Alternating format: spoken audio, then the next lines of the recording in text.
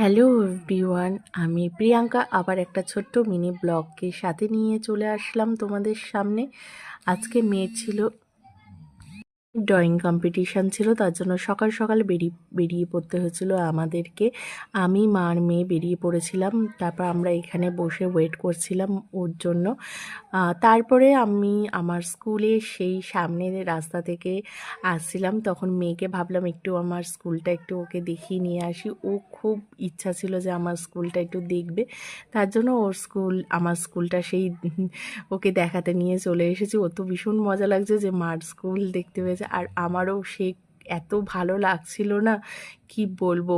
মানে অনেক স্মৃতি জড়িয়ে রয়েছে এই স্কুলটার সাথে।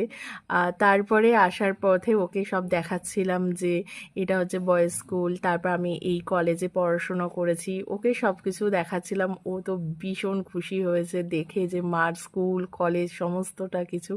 তারপরে আসার পথে এই স্ট্যাচুটা দেখে ভীষণ ভালো লাগলো।